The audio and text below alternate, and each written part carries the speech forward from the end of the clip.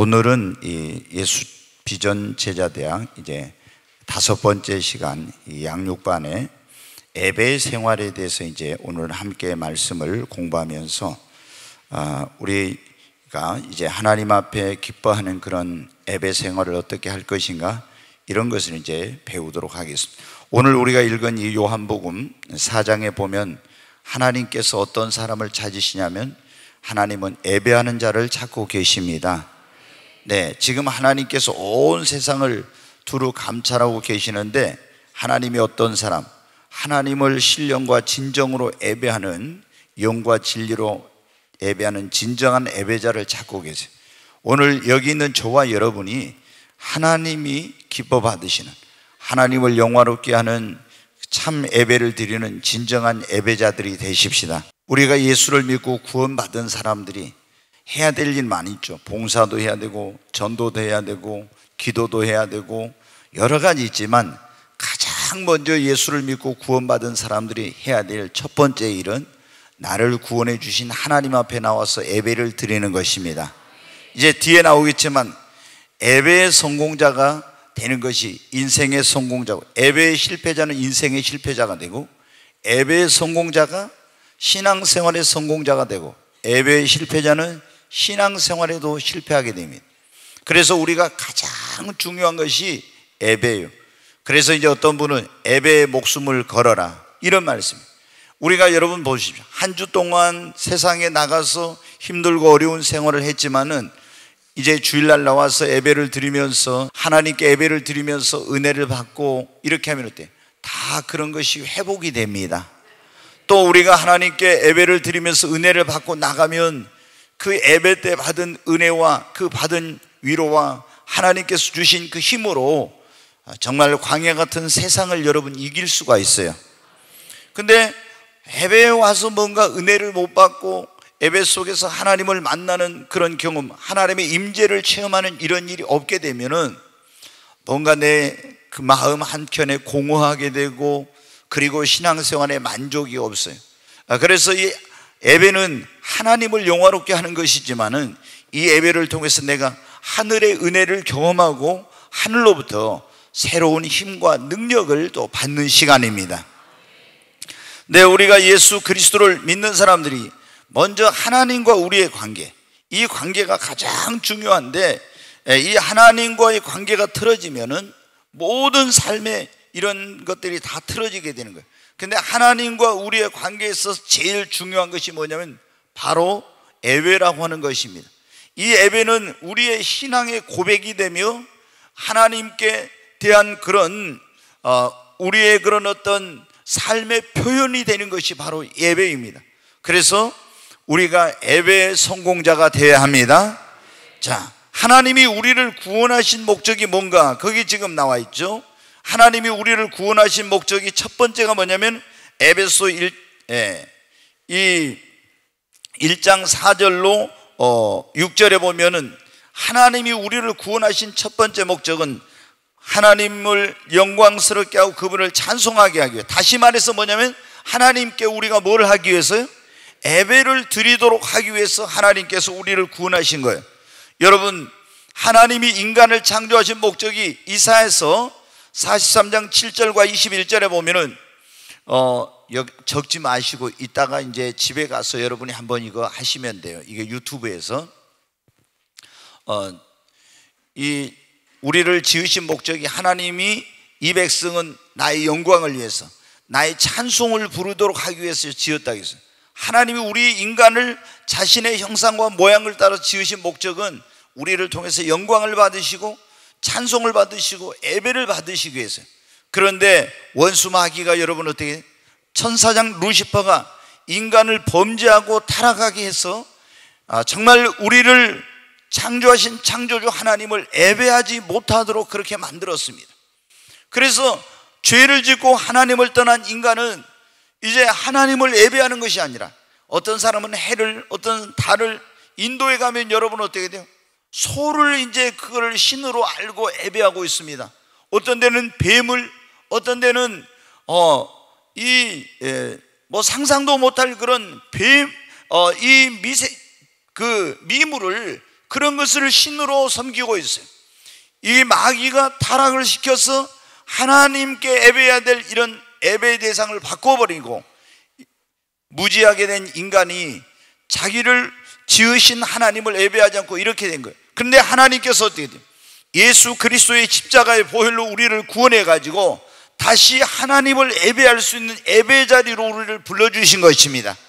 그래서 하나님이 우리를 구원하신 첫 번째 목적은 우리를 통해서 하나님이 예배를 받으시기 위한 것입니다. 네, 하나님이 우리를 구원하신 두 번째 목적은 하나님이 우리와 교제를 나누기 위해서요. 여러분, 하나님께서 인간을 지으실 때 자기의 형상과 모양을 따라서 인간을 그렇게 지으셨죠. 그것은 뭐냐면 하나님이 우리와 교제를 나누기 위해서. 이 세상에 어떤 것도 하나님과 교제를 나눌 수 있는 것은 없어요.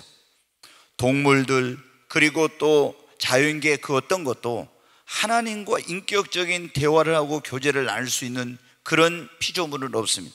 하나님께서 자기의 형상과 모양을 따라서 인간을 지으신 것은 하나님이 우리 인간과 교제를 나누기 위해서. 그런데 우리가 여러분 어떻게 범죄함으로 말미암아 죄악으로 우리 영이 죽었어요. 그래서 영이신 하나님과 교제할 수 없게 되었는데 하나님께서 예수 그리스도의 십자가의 보혈의 공로로 우리를 구원해 가지고 다시 하나님을 예배할 뿐만 아니라 영이신 하나님과 교제할 수 있도록 우리를 구원해 주신 것입니다. 세 번째로 에베소 1장 3절을 한번 보겠습니다. 네, 같이 읽겠습니다. 찬송하리로다. 하나님 곧 우리 주 예수 그리스도의 아버지께서 그리스도 안에서 하늘에 속한 모든 신령한 복을 우리에게 주시되. 마이크를 조금 더 이렇게 해보세요. 여기 보면 하나님이 우리를 구원하신 목적 가운데 보면 하늘에 속한 모든 신령한 복으로 우리에게 복 주시되 그랬죠. 하나님께서 우리를 구원하신 목적은 우리에게 복을 주시기 위한 거예요. 먼저 하늘의 신령한 복, 땅의 복, 물질의 복, 건강의 복, 자녀의 복. 하나님께서 하나님이 예수 그리스도를 통해서 구원받은 모든 자들에게 하나님이 복을 주시려고 우리를 구원하신 것입니다. 그러니까 예수 믿고 구원받은 사람은 영혼이 잘 되고 범사가 잘 되고 강건한 복을 여러분 받아야 됩니다. 그 다음에 하나님이 우리를 구원하신 목적, 에베소 2장 10절 말씀. 이게 소리가 너무 딱딱해가지고 좀 그러네. 네, 같이 한번 읽겠습니다. 우리는 그가 만드신 바라 그리스도 예수 안에서 선한 일을 위하여 지으심을 받은 자니 이 일은 하나님이 전에 예비하사 우리로 그 가운데서 행하게 하려 하심이라. 여기 보면 우리는 그가 만드신 바라 그리스도 예수 안에서 선한 일을 위하여 지으심을 받은 자니 그랬죠. 하나님께서 우리를 새로운 피조물로 구원하여서 새로운 피조물로 지으신 것은 바로 예수 안에서 선한 일을 위해서 하나님께서 우리를 구원해 주신. 우리가 예수님을 모르고 하나님을 모르고 살 때는 어때요?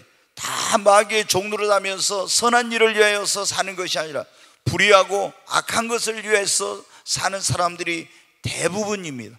그런데 예수 그리스도를 통해서 하나님이 우리를 구원해 주시고 이제 선한 일을 하도록 우리를 부르신 것입니다. 네, 여기 이제 우리를 구원하신 중요한 목적이 첫째 하나님을 예배하기 위해, 두 번째 하나님이 우리와 교제를 나누기 위해, 세 번째 우리에게 복을 주시려고, 네 번째 선한 일을 위하여, 다섯 번째 뭐냐면 우리에게 가서 모든 족속으로 제자를 삼아 아버지와 아들과 성령 이름으로 세례를 주고 주님이 우리에게 가르치시고 분부한 모든 것을 지켜 행하도록 하기 위해서 주님이 우리를 구원해 주신 것입니다. 예, 이 다섯 가지는 꼭 알아야 돼요. 첫 번째 하나님이 우리를 구원하신 목적은 뭐라고요? 예배하도록 하기. 두 번째 하나님이 우리와 교제를 나누도록. 세 번째는 하나님이 우리에게 뭐를? 복을 주시려고. 네 번째는 선한 일을 위하여 선한 일을 하도록 하게. 그리고 다섯 번째는 모든 족속으로 제자를 삼아 만민에게 복음을 전파하여 그들에게 그리스도의 사랑과 복음을 전하는, 그들을 이제 제자 삼아서 하나님의 법도를 가르치고 행하도록 하는 이 일을 위하여 우리를 하나님께서 구원해 주셨다는. 그러면 한번 여러분 보십시오. 나는 예배자로서 지금 예배의 삶을 살고 있는가? 그 다음에 하나님이 나를 구원하신 교제하기 위한 것인데 나는 매일 하나님과 교제의 삶을 살고 있는가 봐야 돼요. 하나님이 나를 구원하신 목적은 복을 주시기 위한 것인데 나는 먼저 하늘의 신령한 복, 땅의 복, 물질의 복, 건강의 복, 자녀의 복, 이런 복들을 내가 받고 있는지, 그리고 선한 일을 위해 지으심을 받았는데 내가 지금 구원받은 사람으로서 선한 일을 하고 있는지, 그리고 가서 만민에게 모든 족속으로 제자를 삼아서 복음을 전하고 그들에게 주님이 분부한 모든 걸 가르쳐 지키라고 하는데 복음을 전하고 제자 삼는 일을 하고 있는가, 이걸 봐야 돼요. 지금 우리가 제대로 예배 생활 안 하고 있다면 하나님이 나를 구원하신 목적대로 안 사는 거예요. 하나님과 매일 여러분 어떻게 말씀과 기도 속에서 성령으로 교제하고 있는지, 이거 안 하고 있으면 지금 하나님이 구원하신 목적대로 안 사는 거예요. 하나님께 우리 다 복을 받아야 됩니다. 그리고 우리가 구원받은 사람들은 이제는 선한 일을 해야 됩니다. 그리고 모든 족속에 가서 복음을 전하고 제자 삼는 사역을 해야 돼요. 이게 모든 사람들이 예수 믿는 사람은, 구원받은 사람은 반드시 5가지를 해야 돼. 그런데 이 예수를 믿고 구원받은 사람들이 해야 될 일 가운데 첫 번째가 뭐예요? 예배를 드리는 것입니다. 그것이 가장 우선이에요. 거기 한번 예배의 대상을 보십시다. 1번, 거기 같이 한번 읽겠습니다. 모든 피조물의 경배의 대상은 누구입니까? 만물을 창조하신 여호와 하나님이십니다. 네, 우리의 경배의 대상은 누구라고요? 만물을 창조하신 창조주 여호와 하나님이십니다. 하나님만 우리의 경배의 대상입니다. 조금 전에 말씀드렸죠. 마귀가 경배의 대상인 하나님을 섬기지 못하게 하고 우리 인간으로 사람을 경배하고 돈을 우상시하고 또 명예를 추구하고 나무나 돌이나 짐승이나 이런 하늘에 있는 해와 달과 별들을, 그것들을 경배하도록 했다고. 그래 우리가 이제 예수를 믿고 구원받은 사람들은 내가 누구를 경배하고 예배해야 될지를 분명하게 여러분 알아야 됩니다. 자, 2번 한번 같이 읽습니다. 그리스도인들은 누구를 경배해야 하는가? 거기 계시록 5장 12절로 13절을 한번 보겠습니다. 같이 읽습니다. 큰 음성으로 이르되 죽임을 당하신 어린 양은 능력과 부와 지혜와 힘과 존귀와 영광과 찬송을 받으시기에 합당하도다. 또 내가 또 들으니 하늘 위에와 땅 위에와 땅 아래 바다 위에와 또 그 가운데 모든 피조물이 이르되 보좌에 앉으신 이와 어린 양에게 찬송과 존귀와 영광과 권능을 세세토록 돌릴지어다. 여기 보면 보좌에 앉으시니, 누가 보좌에 앉으시니에요? 하나님. 그리고 어린 양, 어린 양은 누구냐면은 예수님이에요. 여러분 왜 예수님을 자꾸 어린 양이라고 하냐 그러면은, 구약 시대에는 인간이 죄 사함을 받으려면 어때? 죄를 용서받으려면은 죄 삭은 사망이니까 이 사람이 죽어야 되는데, 사람의 죄 대신에 뭐에 죽었어요? 짐승이 죽은 거예요. 양이. 그런데 이제 예수님께서 우리 인간을 구원하기 위한 이 세상 죄를 지워가는 하나님의 어린 양으로 이 세상에 오신 거예요. 그래서 세례 요한이 예수님을 보고 보라 세상 죄를 지워가는 하나님의 어린 양이로다. 예수님은 세상의 모든 죄를 지워가기 위한 하나님의 어린 양으로, 그래서 우리 모든 죄를 짊어지고 이 하나님의 어린 양으로 오신 예수님께서 우리의 모든 죄를 짊어지고 십자가에서 대신해서 심판을 받았기 때문에 이 예수님이 내 모든 죄를 담당하시고 죄값을 치러주신 것을 믿고 예수님을 나의 구원자와 주님으로 영접하면 죄 사함을 받고 구원을 받는 것입니다. 그래서 예수님을 뭐라고 하냐면 하나님의 어린 양이다 이렇게 말하는 거예요. 근데 보좌에 앉으신 이와 어린 양에게, 그러니까 보좌에 앉으시는 하나님 아버지와 그리고 그 아들 어린 양 대신 예수 그리스도께 모든 존귀와 영광을 돌릴지어다 그랬잖아요. 우리의 경배의 대상은 하나님 아버지와 그 아들 어린 양 예수 그리스도와 그리고 성령 하나님이십니다. 삼위일체 하나님께 영광을 돌리라는 거예요. 네. 그 다음에 거기 3번 한번 보겠습니다. 왜 그리스도인들은 하나님께 예배를 드려야 하는가? 베드로전서 2장 5절 한번 보겠습니다. 너희도 산돌같이 신령한 집으로 세워지고 예수 그리스도로 말미암아 하나님이 기쁘게 받으실 신령한 제사들을 거룩한 제사장이 될지니라 그랬죠.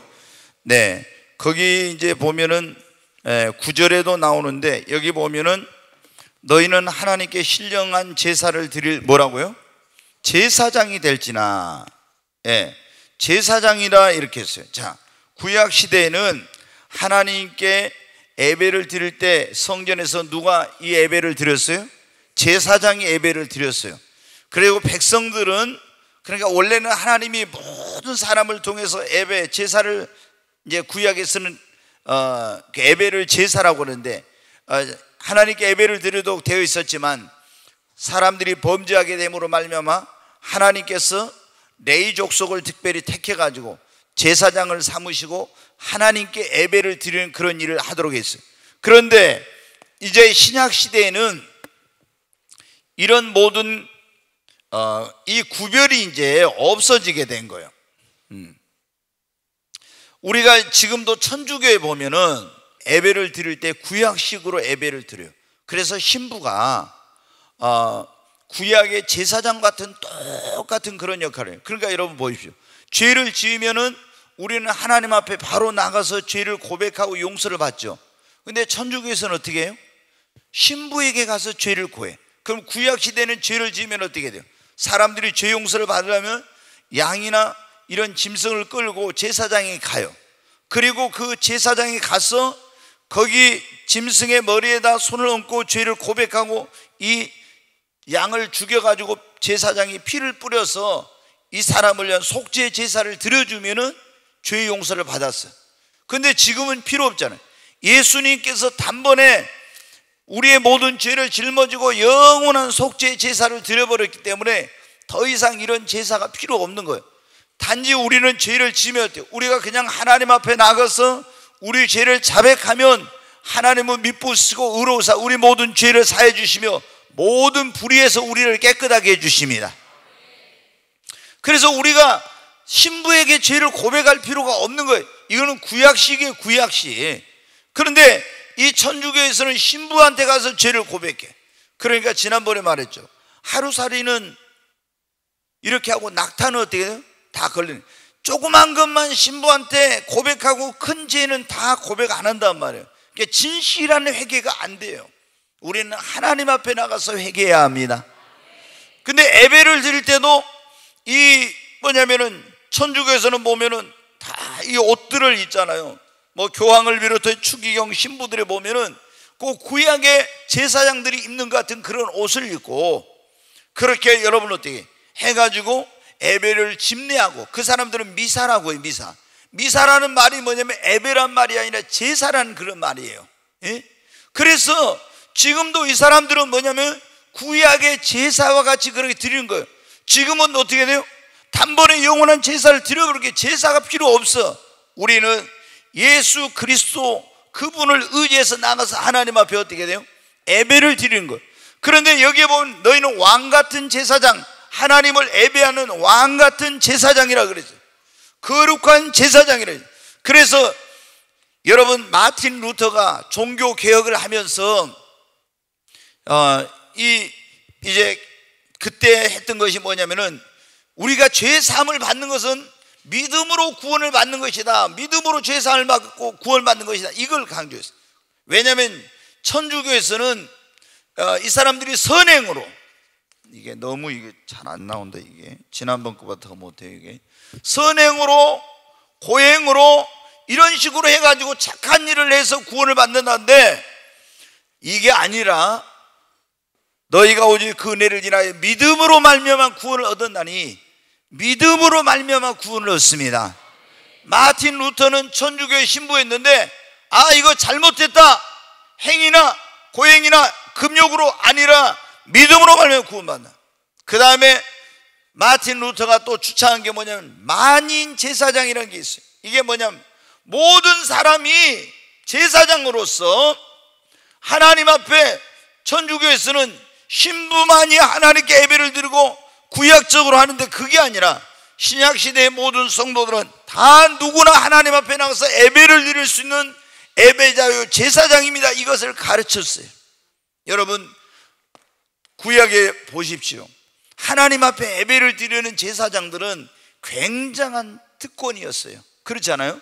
백성들은 그 하나님의 성전에 들어가 예배를 드릴 수가 없어요. 제사장만이 들어가. 그런데 우리에게 하나님께서 하나님을 예배할 수 있는 이 특권을 주신 것입니다. 그래서 우리는 모두가 다 어떻게 돼요?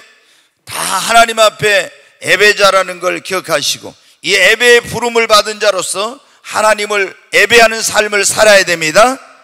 자, 예배란 무엇이냐? 그러면은 골로새서 3장 16절 17절 한번 같이 읽겠습니다. 그리스도의 말씀이 너희 속에 풍성히 거하여 모든 지혜로 피차 가르치며 권면하고, 이제 여기서부터가 중요해요. 시와 같이 읽습니다. 시와 찬송과 신령한 노래를 부르며 감사한 마음으로 하나님을 찬양하고 또 무엇을 하든지 말에나 일에나 다 주 예수의 이름으로 하고 그를 힘입어 하나님 아버지께 감사하라.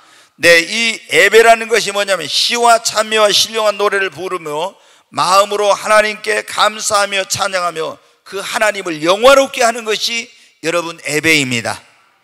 그러니까 시와 찬미와 신령한 노래를 부르며 우리를 구원해 주신 그 하나님 앞에 우리 마음으로부터 감사한 마음을 담아서 온전히 하나님을 영화롭게 하는 것, 이것이 예배예요. 그리고 자, 예배가 무엇인가? 시편 116편 12절 한번 읽습니다. 내게 주신 모든 은혜를 내가 여호와께 무엇으로 보답할까? 여러분 어떻게? 하나님께서 내게 베풀어 주신 은혜에 감사하며 그 모든 존귀와 영광을 하나님께 돌리는 것이 여러분 예배입니다. 아멘. 자, 그리고 시편 57편 11절 한번 보겠습니다. 같이 읽습니다. 하나님이여, 주는 하늘 위에 높이 들리시며 주의 영광이 온 세계 위에 높아지기를 원하나이다. 이거 뭐냐면 예배는 하나님을 높이고 그 이름을 송축하는 것이 여러분 예배입니다. 그래서 우리가 시와 찬미와 신령한 노래로 하나님 앞에 감사한 마음으로 하나님을 영화롭게 하고 높이는 것, 그리고 내게 베풀어 주신 은혜를 진정으로 감사하며 그 하나님께 모든 존귀와 영광을 돌리며 하나님을 높이고 그 이름을 송축하는 것, 이것이 하나님께 예배를 드리는 거라는 거예요. 자, 그러니까 여러분 어때요? 우리는 예배가 무엇인지를 알아야 돼요. 이 예배가 무엇인지도 모르고 어떻게 예배하는지 이걸 모르니까 사람들이 진정한 그런 하나님께서 우리를 구원하신 가장 첫 번째 목적이 예배를 받으시기 위한 것인데 하나님이 기뻐하는 예배를 드리지 못하는 거예요. 여러분 아시잖아요. 창세기 4장에 보면 가인이 드린 그런 예배, 거기 이제 제사라고 나오죠. 그 다음에 아벨의 그런 제사가 나와요. 그런데 이 예배를 어떻게 드리느냐에 따라서 이 두 사람의 운명이 갈려지게 된 거예요. 가인과 그 제물은 연합지 않으시, 아벨과 그 제물은 연합하셨다 했죠. 그래서 하나님께 연합되는 예배를 드리느냐 그렇지 못하느냐가 이 두 사람의 영원한 운명을 결정하게 된 거예요. 예배라는 그렇게 중요한 겁니다. 그래서 우리가 무엇보다도 하나님이 기뻐하시는 예배, 하나님이 연락하시는 그런 예배를 드려야 됩니다. 자, 예배는 어디서 드리느냐? 그러면 구약 시대에는 어떻게 돼요? 처음에 하나님께 예배를 드릴 때 이제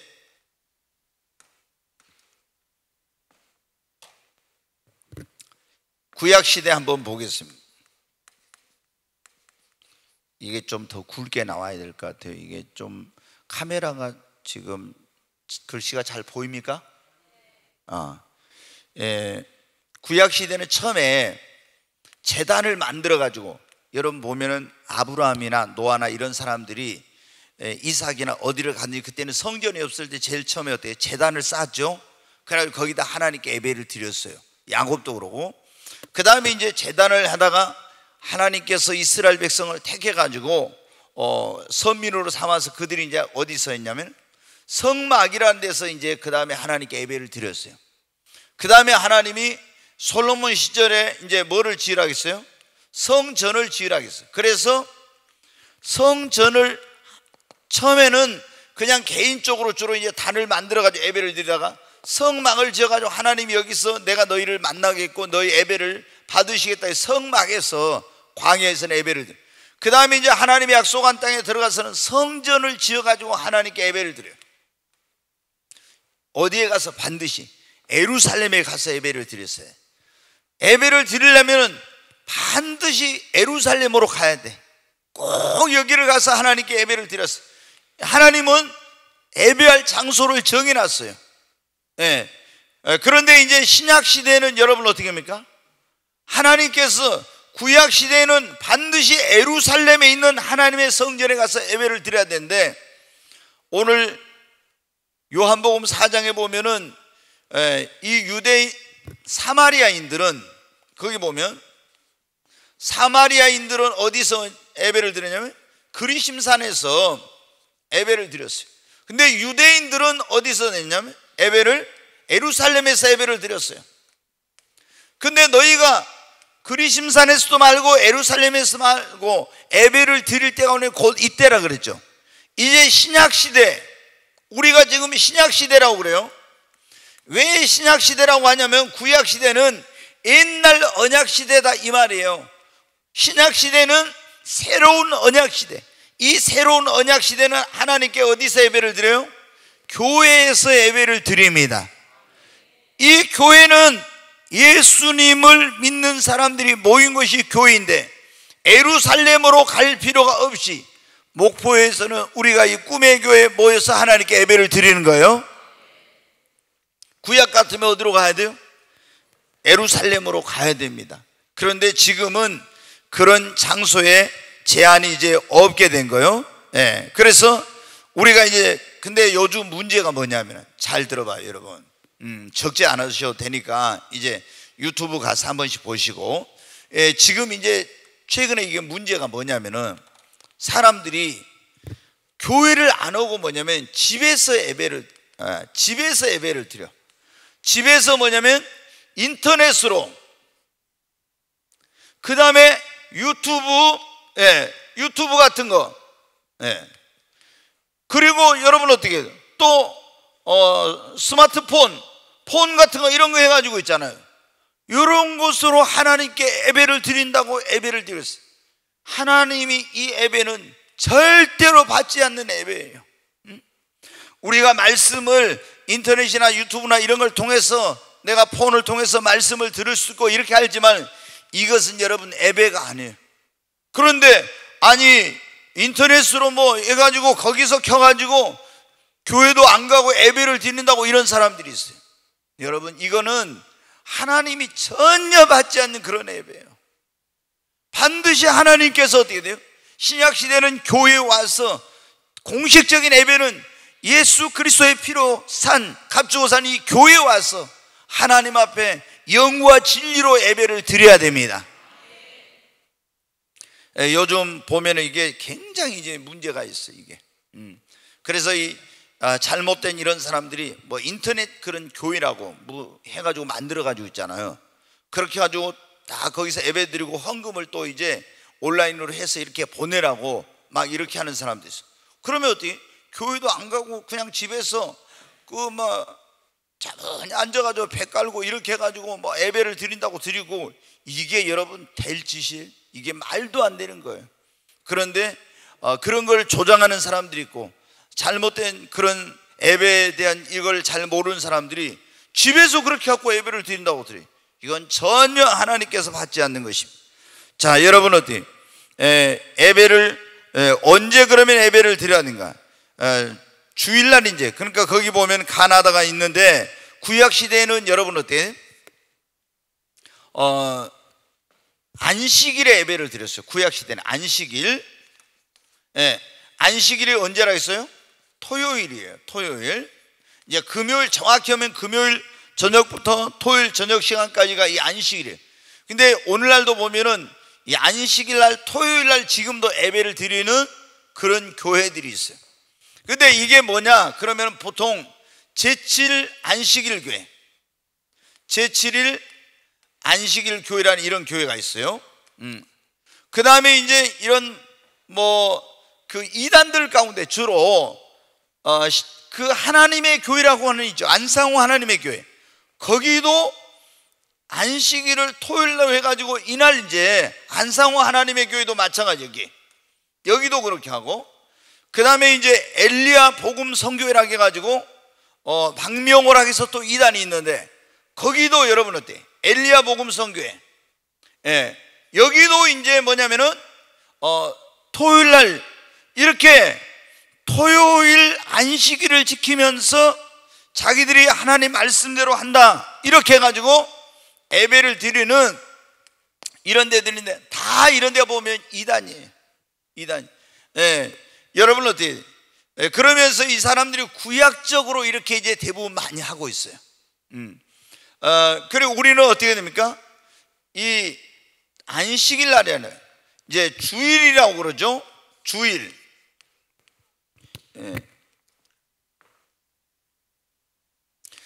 이 날이 이제 뭡니까? 일요일이잖아요. 예. 이걸 뭐냐면 안식 후 첫날 예수님이 부활하시고, 이날 뭐냐면 성령님이 강림하셨어. 그래서 초대교회부터는 어떻게 했나요? 유대교는 안식일 날 예배를 드리지만 기독교는 바로 주일날부터 예배를 드리기 시작했어요. 그런데 이제 이 제7일 안식일 교회나 이런 데서 보면 어떻게 하냐면 로마의 교황이, 천주교 교황이 안식일을 주일로 바꿨다 이렇게 막 하면서 그런 주장을 해요. 여러분, 그런데 현혹이 되면 안 돼. 이제 초대교회부터 그 자료가 다 있는데, 사도행전에도 나오고 고린도전서에도 나오고, 그런데 주일날부터 사도들부터가 주일날부터 예배를 드렸어요. 이렇게 주일날. 이거 뭐냐면 안식 후 첫날을 주의 날이다. 그래가지고 일요일날 바로 주일이나마는 주의 날이라면 이날 예배를 드린 거예요. 그래서 여러분들이 이제 이런 걸 좀 아시고, 그 다음에 이제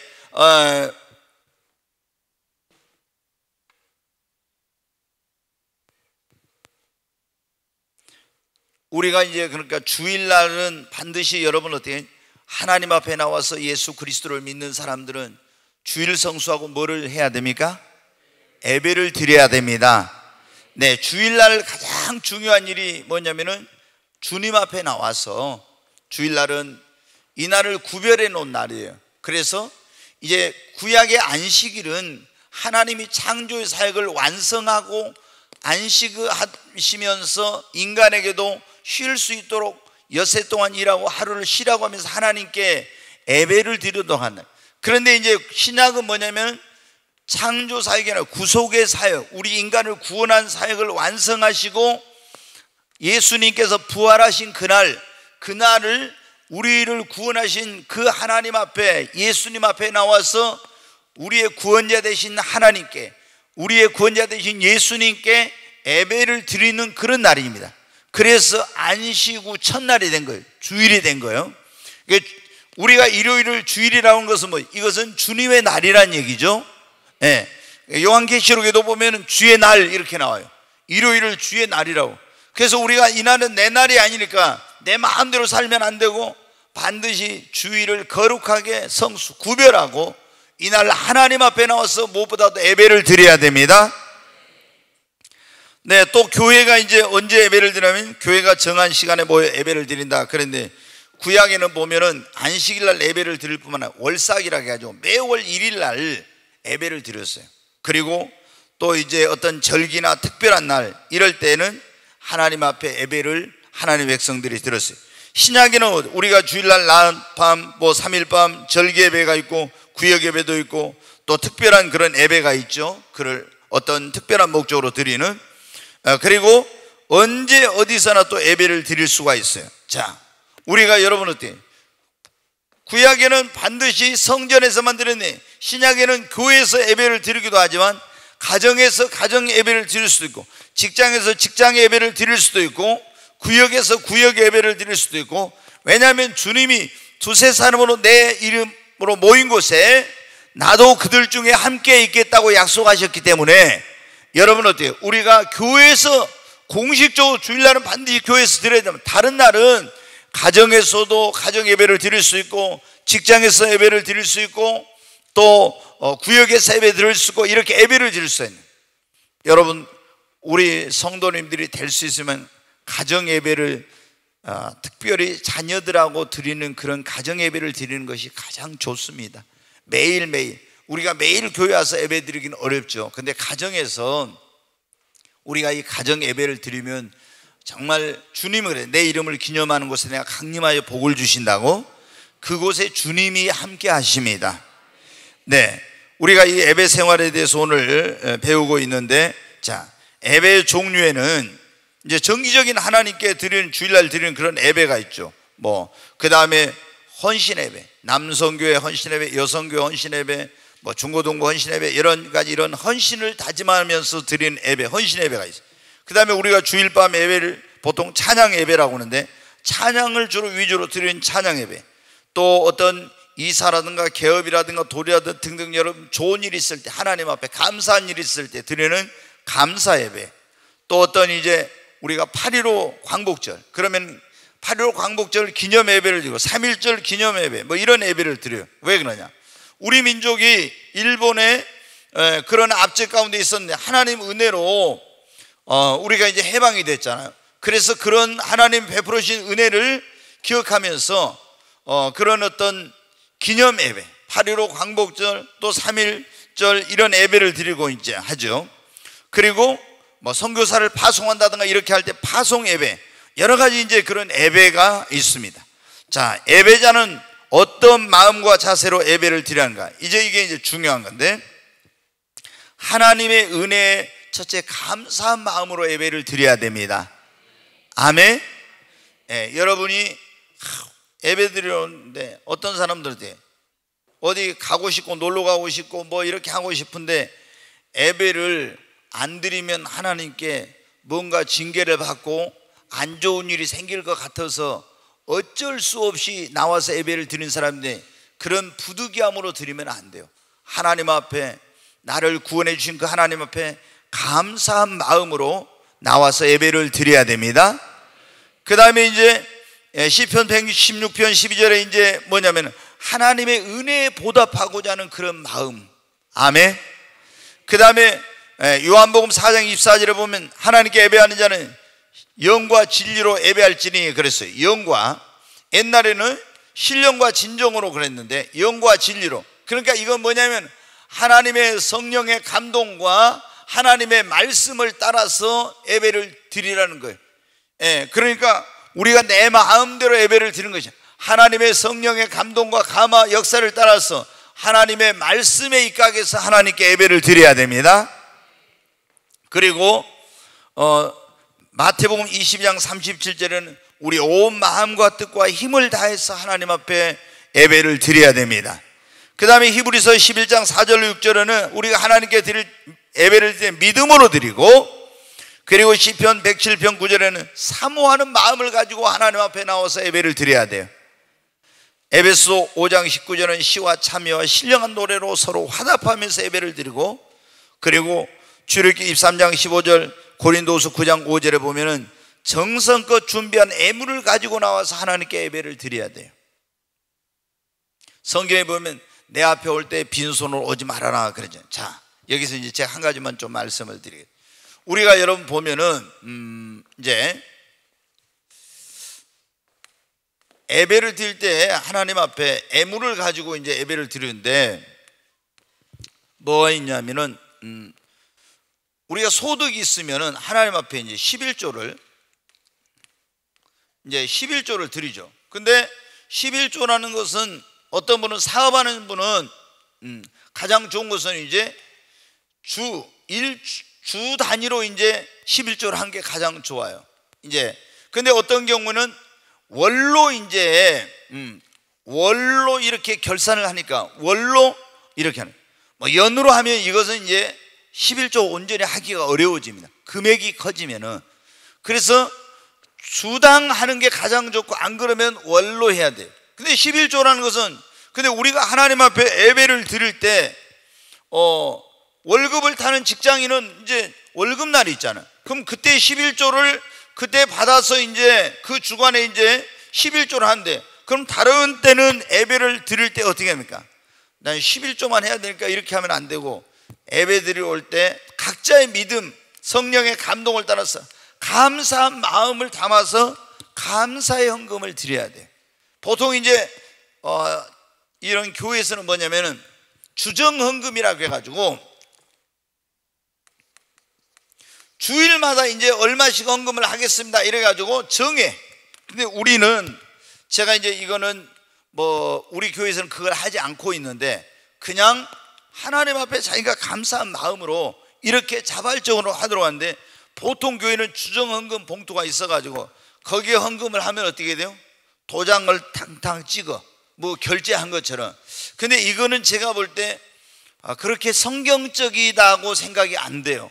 그래서 저희 교회에서는 주정헌금 봉투가 없고 주정헌금을 얼마 하라 이걸 안 해요. 대신 여러분이 우리가 하나님 앞에 나올 때 어떻게 합니까?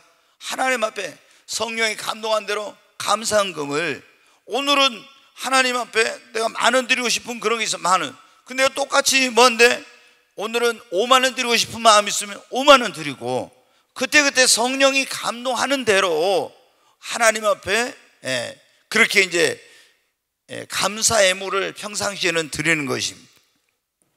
자, 그 다음에 이제 예배에서 가장 중요한 것이 뭐냐? 예배에서 거기 보면 하나님을 높이고 영화롭게 하는 겁니다. 예배에서 가장 중요한 것은 하나님을 높이고 영화롭게 하는 것. 두 번째, 예배에서 중요한 것은 뭐냐? 하나님의 임재를 경험하고 하나님을 만나는 것이에요. 그리고 세 번째, 예배에서 가장 중요한 요소 가운데 하나는 오늘 이 예배를 통해 나에게 들려주시는 하나님의 음성을 듣는 겁니다. 자, 거기 다시 말씀드려요. 예배에서 가장 중요한 것은 하나님을 높이고 영화롭게 하는 것, 하나님의 임재를 경험하고 하나님을 만나는 것, 나에게 오늘 들려주시는 하나님의 음성을 듣는 것, 이것이 가장 중요해요. 자, 여러분 어때요? 예배에서 가장 중요한 것 첫 번째가 뭐라고요? 하나님을 높이고 영화롭게 하는 것. 근데 오늘날 지금 우리가 잘 기억해야 돼요. 오늘날 예배가 뭐냐면 인본주의 그런 예배가 돼가지고 사람을 기쁘게 하는 이러한 예배로 변질된 경우가 너무 많아요. 그래서 사실 저희가 여기 강단에다가 의자를 안 놓는 것도 제가 그거예요. 여기 목사가 이제 올라가 있으면 물론 그 다 잘못됐다는 건 아니에요. 여기 이제 의자가 놔져 있는 데만, 제가 밑에 이렇게 여기 의자를 안 놓은 이유 가운데 하나는 저도 하나님 앞에 예배자로서 하나님을 같이 회중과 함께 우러러보며 그 하나님을 높이자, 이런 마음으로 여기다 강단에다 의자를 안 놓고 뭐 그 놓은 교회들이 잘못됐다는 거 아니에요. 그렇게 제 마음에 그렇게 해서 이 강단에 의자를 안 놓고 예배를 드려요. 우리가 여러분 어때요? 이 예배 시간은 어떤 사람을 높이는 그런 게 아니고 오직 우리의 창조자이시며 구원자이신 그 하나님을 영화롭게 하고 높이는 것입니다. 우리가 이 예배를 통해서 은혜를 받고 이렇게 하지만은 궁극적인 가장 중요한 것은 하나님께 모든 하나님께 집중을 하고 하나님을 높이는 거예요. 그리고 이 예배 속에서 뭐라고 했어요? 하나님의 임재를 경험하고 하나님을 만나는 거라 했죠. 구약시대에 여러분 어때요? 하나님께서 하나님의 백성들에게 뭐라고 했냐면 모세에게 성막을 지으라고 할 때 내가 너희를 거기서 만나겠다 그랬어요. 성전을 지을 때도 하나님께서 내가 너희 여기 내 눈과 귀가 여기에 관심이 있어 항상 이걸 떠나지 않고, 또 뭐라고 했어요? 여호와는 그 성전에 계시니 온천하는 그 앞에 잠잠할지어다. 우리가 교회에 오는 거, 신약에는 교회인데 교회 예배 드리러 오는 거 하나님을 영화롭게 하고 높이는 것보다 이 예배를 드리면서 하나님의 임재를 경험하고 나와 함께 하시는 하나님을 만나는 시간인 것입니다. 이런 기대감을 가지고, 임재라는 게 뭐냐? 하나님의 임재. 그러면 하나님은 무소부재하심을, 온 우주에 그분은 어디에나 계시는 그런 분이에요. 그런데 그 하나님이 어떠한 일정한 장소에 자신의 그 현현, 자신의 모습을 나타내는 것이 뭐냐면은 하나님이 거기에 임재하셨다 이렇게 하는 거예요. 그래서 이 예배 시간은 뭐예요? 하나님이 내가 너희 가운데 와서 너희를 만나주겠다고 하는 특별한 시간입니다. 그래서 우리는 예배를 드리러 올 때 내가 하나님을 영화롭게 하고 하나님의 임재를 경험하고 하나님을 만나겠다는 이런 마음으로 와야 됩니다. 그리고 세 번째, 예배를 통해서 하나님께서 뭐라고요? 나에게 들려주시는 하나님의 음성을 들어야 돼요. 이게 굉장히 중요해요. 이게 자, 왜 우리가 9번에 보면 하나님께 연락되고 기뻐하시는 예배를 드리는 것이 중요한가? 이들은 예배를 잘 드림으로 어떤 복을 받는? 아벨은 어때요? 하나님께 예배를 잘 드림으로 의로운 자라 하는 그런 하나님 앞에 증거를 받았다 그랬어요. 아브라함은 하나님께 예배를 잘 드림으로 어떻게 돼요? 축복을 엄청나게 받고 축복의 조상이 되었어요. 여러분, 우리가 성경에 보면 아브라함은 어디를 가든지 제일 먼저 뭐를 했던가요? 단을 쌓고 거기다가 제사를 드렸어. 그러니까 이걸 오늘날로 하면 뭐예요? 예배를 드리는. 그러니까 어디를 가든지 먼저 단을 쌓아요. 제단을 쌓아. 그래가지고 여기다가 제물을 양이나 이런 걸 잡아가지고 제물을 올려놓고 제사를 드려. 그러면 이제 이 향기가 하나님 앞에 올라가서 하나님을 기쁘시게 하는 거예요. 그런데 이렇게 어디를 가든지 이리 가면 여기 가서 제일 먼저 하는 일일 거예요. 항상 어디를 가든지 먼저 제단을 쌓고 거기에 하나님 앞에 제사를 예배를 드리는 걸 한 거예요. 이렇게 아브라함이 항상 뭐예요? 하나님을 예배하는 일을 기쁘게 하고 그런 일에 최선을 다했어요. 그러다 보니까 하나님께 많은 축복을 받았고 축복의 조상이 된 것입니다. 그러니까 우리가 하나님 앞에 예배를 잘 드려야 되는 이유 가운데는 의로운 예배를 올바르게 드리는 사람이 하나님 앞에 의롭다함을 얻는 거예요. 그 다음에 축복의 조상이 됩니다. 솔로몬은 하나님 앞에 일천번제 정말 연락되는 예배를 드리고 뭐가 이루어졌어요? 소원이 이루어졌습니다. 하나님이 이 솔로몬의 일천번제 1천마리 양을 잡아서, 번제라는 제사가 있잖아요. 그럼 양을 잡아서 가죽을 벗기고 거기 지저분한 거 다 골라내가지고 이렇게 해가지고 깨끗하게 해서 하나님 앞에 불 살라가지고 예배를 드리는 거예요. 그러면 하나님이 그 향기로운 예배를 받으셔요. 근데 이걸 번제라고 하는데, 구약에 보면 크게 중요한 제사가 5가지 있어요. 번제, 소제, 화목제, 속건제, 속죄제, 이 5가지 제사가 있어요. 다른 제사도 있지만 가장 이것이 중요한 제사예요. 그런데 솔로몬이 1천 번제를 드렸다. 그럼 1천마리 양을 잡아서 하나님 앞에 예배를 드린 거예요. 그렇게 하고 나서 그날 밤에 꿈에 하나님이 나타나셨죠. 그래가지고 솔로몬에게 뭐라고 해요? 내가 너에게 무엇을 해 죽으면 좋겠냐 물어보죠. 소원을 이루어 주시겠다고요. 그래서 하나님 앞에 지혜를 달라고 했다. 하나님이 구한 지혜를 주시고 구하지 않는 부귀영화를 더해 주셨어요. 네 전에도 없고 후에도 없는 그런 복을 주겠다고 하죠. 그러니까 뭐를 드려서 이런 소원이 이루어지고 축복을 받았습니까? 하나님 앞에 연락되는 신령과 진정한 예배를 드림으로 그렇게 된 겁니다. 그러니까 여러분, 우리가 하나님 앞에 오늘 오전에 낮에도 그 말씀 드렸는데, 소원을 어떤 때 하나님이 이루어 주신다고요? 하나님을 기쁘시게 할 때. 근데 하나님을 기쁘시게 할 때 하나님이 그 사람의 소원을 이루어 주시는데, 솔로몬이 예배를 잘 드려가지고 하나님을 기쁘시게 하니까 하나님이 그 소원을 이루어 주신 겁니다. 여러분이 하나님을 정말로 기쁘시게 하는 그런 예배를 드리면 하나님이 여러분의 소원을 이루어 주실 줄로 믿습니다. 오벳 에돔은 여러분 어떻게, 이제 다윗이 기럇 여아림에 있는 하나님의 법궤를 자기 다윗성으로 가져오려고 했어요. 그런데 이 하나님의 말씀대로 안 하고 인간적인 생각으로 빨리 하나님의 법궤를 가져와야 되겠다, 모셔와야 되겠다. 이 법궤는 구약시대에 이제 법궤라고도 하고 언약궤라고도 하고 뭐 이렇게 하는데, 이 여호와의 궤라고도 하고, 이 뭐냐면 법궤, 언약궤, 여호와의 궤는 바로 하나님 자신을 상징하는 거예요. 하나님 자신을. 그래서 하나님의 궤를 모셔온다는 것은 하나님을 모셔온다는 것과 똑같아. 그런데 기럇 여아림에 20년 동안 방치되어 있어서 다윗이 왕이 되고 국가가 안정이 되니까 다윗성으로 모셔다가 하나님을 섬기려고 했는데, 이 법궤, 하나님의 궤를 모실 때는 제사장들이 그 고리에다 끼워가지고 이렇게 매서 옮겨야 되는데, 새 수레에다가 해가지고 소 수레로 그걸 끌고 오다가 소가 뛰니까 웃사가 그 법궤를 떨어지지 않게 만지려고 하다가 하나님이 웃사를 거기서 이제 쳐가지고 웃사가 즉사를 하고 말았어요. 그러니까 다윗이 어떻게, 이거 하나님의 궤를 모셔가지고 복을 받으려고 했는데 이런 불상사가 일어나는 거 두려워서 하나님의 궤를 모셔오지 않고 어디로, 오벳 에돔의 집으로 그 궤를 모셔갔어요. 근데 오벳 에돔의 집에 모신 석 달 동안에 하나님께서 오벳 에돔의 모든 집과 소유에 엄청난 복을 주셔요. 왜? 하나님의 궤를 모시고 하나님을 거기서 예배를 드리니까 하나님께서 만복의 근원 되신 하나님이 모든 집과 소유에 복을 내리신 것입니다. 기럇 여아림에 있을 때 20년 동안 이 사람의 집에서는 이 법궤를 모시고 있었지만 아무런 축복을 못 받았어요. 지난번에 제가 말씀드렸죠. 어떤 사람은 예수 믿은지 하나님을 믿은지 20년 됐어도 아무 복을 못 받아.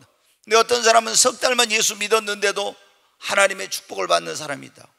여러분, 오벳 에돔의 집이 하나님의 궤를, 다시 말해서 하나님을 모시고 예배를 잘 드림으로 어떻게 돼요? 하나님께 놀라운 축복을 받았습니다. 우리 성도님들의 가정에도 이런 역사가 있기를 바랍니다. 예배를 멸시하고 잘못 드린 사람들은 어떻게 했냐? 가인은 어떻게? 하나님께 버림을 받았어요. 그 다음에 나답과 아비후는 하나님의 징계와 심판을 받았어. 하나님께 예배를 이게 다른 부를 드리다가 하나님의 징계와 심판을 받고 멸망을 당했습니다. 홈리와 비나스는 어떻게 해요? 집안이 망했어요. 네, 여러분 어때요? 이 홈리와 비나스는 사사시대에 엘리 제사장, 이 엘리 제사장의 두 아들이 홈리와 비나스예요. 근데 이 엘리 제사장이 어때요? 아들들을 우상시한 거예요. 홈리와 비나스. 이 아들들이, 제사장 아들들은 바로 제사장이 되는 거예요. 그래가지고 아들 홈리와 비나스가 성전에서 하나님께 예배하는데 그 봉사하는 여자들과 동침하고, 성도들이 갔다가 어떤 재물을 가지고 오면 좋은 것은 다 자기들이 취하고, 이렇게 해가지고 어떻게 돼요? 하나님께 저주를 받아서 이 제사장의 그 가문이 박탈을 당해버려요. 그리고 집안이 다 몰락하고 망하는 이런 일을. 뭐 때문에? 하나님께 예배를 드리는데, 예배의 모범을 보이고 제대로 예배를 드렸는데 그렇지 못함으로 하나님의 축복에서 끊어지고 이런 집안이 망하는 이런 하나님의 심판을 받게 된 거예요. 그래서 우리가 예배를 제대로 드렸는, 그 다음에 말라기 선지자 때 이스라엘은 어떻게 했냐? 연락되지 않는 예배, 뭐냐면 눈멀고 병든 것, 저는 것, 이런 것들을 가지고 와서 하나님께 예배를 드리는 거예요. 억지로 부득이함으로 예배를 드리는 거예요. 하나님께는 눈먼 것, 병든 것 이런 거 가지고 오면 최상의 것을 하나님께 예배를 드려야 되는데, 그래서 그때 이제 하나님께 저주를 받는 그런 일이 있게 된 것입니다. 자, 시간이 이제 많이 가서 빨리 제가 말씀을 드리고 마치겠습니다. 10번에 보면 우리가 하나님께 최상의 예배를 드리려면 어떻게 했냐? 먼저 예배를 준비를 해야 돼요. 네, 예배를 준비를 해야 돼. 만왕의 왕 되신 하나님을 만나러 오니까 예배를 준비해야 돼. 그래서 예전에 우리 선조들은 여러분 어떻게 다 그렇게 지금까지 난방시설 안 돼 있는데도 토요일 날이나 주일날 새벽에 다 찬물로 목욕하고 다 이렇게 해가지고 예배를 준비하고, 토요일 날 다 옷 데려놓고 헌금 준비해놓고 딱 해가지고 주일날 예배를 드려요. 근데 지금 우리는 어떻게 돼요? 이런 예배 준비가 너무 부족해. 너무 부족해. 그래서 하나님 앞에 정성 있는 들어가는 예배를 드려야 되는데, 예배를 여러분 어떻게 기뻐하시는 그런 최상의 예배를 드리면 먼저 준비를 해야 됩니다. 그래서 이제 이런 옷이나 목욕이나 이런 것도 준비할 뿐만 또 회개하고 우리 마음을 하나님 앞에 준비해야 돼. 네. 저도 이제 예전에 어떤 책을 읽고, 사실은 제가 평신도 때 매주 토요일 날 제가 금식을 했었어요. 매주 토요일 날마다 금식을 하면서 평신도 때 어떻게 해요? 제가 어떤 책을 읽고 나서 하나님 앞에, 예전에는 그랬더라고요. 이제 이 영국 같은 데서 하나님께 예배를 드릴 때 뭐예요? 주일날마다 성찬을 해. 성만찬을 하는데 성찬할 때 주님의 떡, 그 몸과 피를 상징하는 떡과 포도주를 떼는데 이 사람이 딱 제대로 신앙생활 안 하잖아요. 그럼 영국은 어제 국교니까 그 사람을 딱 예배에 떡과 포도주 참여를 못하게 딱 해버렸어요. 아주 굉장히. 제가 이제 그런 기독교 역사에 대한 그런 걸 보면서 내가 하나님 앞에 참 한 주간을 돌아보면서 토요일 날마다 금식을 하고 하나님 앞에 예배를 드리러 평신도 때 제가 그렇게 간 적이 상당히 몇 년 동안 제가 있었어요. 왜? 하나님께 진짜 내가 연락되는 그런 예배를 드려야 되겠다 이런 마음으로. 여러분은 어때요? 우리가 몸도 마음도 준비를 해서 하나님 앞에 예배를 드리러 와야 됩니다. 그리고 예배를 어떻게 드리면 최상의 예배를 기도로서 이제 또 준비하는 거예요. 기도. 하나님께 그 예배 가운데 주의 임재가 이루어지길래 또 주님 그 성령이 충만한 예배, 그리고 하나님의 이름이 그 높임을 받는 예배, 또 말씀이 놀랍게 증거되기로 해서 은혜를 사모하는 그런 마음으로 하나님께 예배를 위해서 기도하는 거예요. 그 다음에 이제 예배에 우리가 될 수 있으면 빨리 와야 됩니다. 어떤 부득이한 일, 어떤 직장이나 뭐 이런 거 아니면은 하나님 앞에 예배 꼭 이제 일부러 그 습관화되는 거 이게. 그래서 예배 이 정해진 시간에 올 수 있도록 그렇게 하고, 그 다음에 예배 참석에서는 십자가에 달리신 주님을 깊이 묵상하고 바라보고, 그리고 전심으로 찬양을 드리면서 예배를 드리는 거예요. 전심으로 하나님께. 그게 보면은요, 예배를 드리러 온 사람들, 요즘 보면요, 예배 드리러 와도 스마트폰 있잖아요. 막 켜가지고 이렇게 하고 예배 시간에 앉아서 잡담하고 막 집중하지 않고, 이런 예배는 하나님께서 다 받지 않는 예배예요. 그래서 예배 때 오면은 여러분이 스마트폰을 꺼요. 진동을 하든지 아니면 아예 제일 좋은 것은 끄는 게 좋아. 그 예배 시간에 와서 막 스마트폰이 울려가지고 어떤 경우는 어떻게 예배 드리다가 여보세요? 아니 지금 예배 드리고 여보세요? 나 지금 교회의 끝나고 갈게. 막 이런 경우가 있어요. 이게 여러분 어때요? 특히 이제 제가 보면 연세가 많으신 분들 이제 이런 경우가 많아요. 근데 이거 안 돼요. 예배 때는 딱 스마트폰을 좀 꺼야 돼. 그래가지고 아니면 갑자기 막 이게 전화가 울리는 것도 그런데, 그래서 나 지금 예배 드리고 있으니까 끝나고 내가 연락할게. 조용히도 아니고 막 큰 소리로 막 그러게. 그건 하나님께로부터 휴대폰이 온 거 아니죠. 그게. 그래서 이제 이 예배에 우리가 어떤 집중을 해야 돼요. 전심으로 말씀을 들을 때도 말씀에 정말 이 설교자에 집중하고 아멘으로 화답하면서 그렇게 예배를 드리고, 우리가 예물도 정성스럽게 준비해서 하나님께 예배를 드려야 됩니다. 자, 14번에 거기 11번에 빨리 한번 보겠습니다. 예배를 잘 드리고 예배를 통해서 은혜를 받으면 어떤 일이 일어나냐? 하나님이 강림하여서 복을 주세요. 출애굽기 20장 시간이 없어 제가 찾지 않는데 22절로 24절에 보면 내 이름을 기념하는 곳에 내가 강림하여 복을 주신다 했어요. 하나님이 함께 하시고 그곳에 강림하여 복을 주세요. 역대하 1장 1절로 12절에 소원을 이루어 주십니다. 예배를 통해서 은혜를 받으면 소원이 이루어지는 역사가 일어나요. 그 다음에 역대상 13장 12절로 14절 가정과 삶의 터전에 하나님께서 복을 부어주세요. 창세기 22장에 보면은 하나님께서 예비해 놓으신 여호와 일의 복을 그들에게 주십니다. 여호와 일의 복을 주세요. 시간이 없어 다 말씀. 이사야 40장 31절에 보면 예배를 제대로 드리고 은혜를 받으면 회복이 되고 새 힘을 얻어요. 네, 회복이 되고 새 힘을 얻어. 그 다음에 신명기 28장에는 뭐냐면 하나님께서 들어가도 볼 받고 나가도 볼 받는 형통한 복을 주세요. 히브리서 11장 4절에는 하나님이 그 사람을 기억하여 주셔요. 그 사람을 기억하여 주세요. 자, 12번 빨리 시간이 없으니까 제가 말씀을 드리겠습니다. 예배자로 부름받은 우리가 절대로 잊지 말아야 될, 예배에 성공하면 인생의 성공자가 되고 예배에 실패하면 인생의 실패자가 된다. 자, 또 예배에 성공하면 신앙의 성공자가 되고 예배에 실패하면 신앙생활의 실패자가 됩니다.